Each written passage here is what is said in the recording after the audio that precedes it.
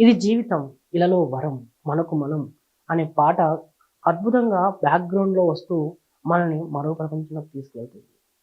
ఒక కథలో ఇంత ఆర్ద్రత ఉంటుందా అనిపిస్తుంది ఒక్కో చోట. ఇక ఈ మొత్తం కథ నాకు 10 ఏళ్ల ట్యూషన్ జ్ఞాపకాలను మరోసారి నెమరు వేసుకునేలా చేసింది. స్వామి వివేకానంద విద్యా కేంద్రం, స్థితప్రజ్ఞ మేధోనిధి అంటూ నాడు ఓ ట్యూషన్ నడిపాం మేమంతా. దాదాపు 10 ఏళ్ళు నిస్వార్థ సేవ అది. నాడు మేము కూడా ఇలాగే ఆలోచించేవాళ్ళం. ప్రభుత్వ పాఠశాల విద్యార్థులకు చక్కని విద్యను అందించాలనే తపన నాడు మా మిత్ర బృందంలో ఉండేది.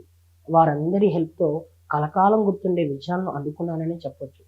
జీవితంలో అలాంటి ఓ స్కూల్ పెట్టాలనే కోరిక మాది. డబ్బుకి ఇబ్బంది లేని స్కూల్, పిల్లలపై ఒత్తిడి లేని పాఠాలు అందించాలనే బలమైన కోరిక అప్పుడు, ఇప్పుడు నాకు మనసులో ముద్రపడిపోయింది.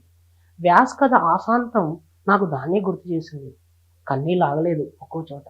పిల్లలకు కావాల్సింది నైతిక పాఠాలు, వారిని జీవితంలో నిలబెట్టే పాఠాలని నాకున్న స్పష్టమైన అభిప్రాయం. ఆ విషయాన్నే ఈ సినిమా చాటింది. Thank you Sunny Sanjay. మీరు ఏదైతే ఊహించారో దాన్నే కథగా చెప్పగలిగారు. ఇలాంటి కథలే కదా కావాల్సింది మాకు. Thank you.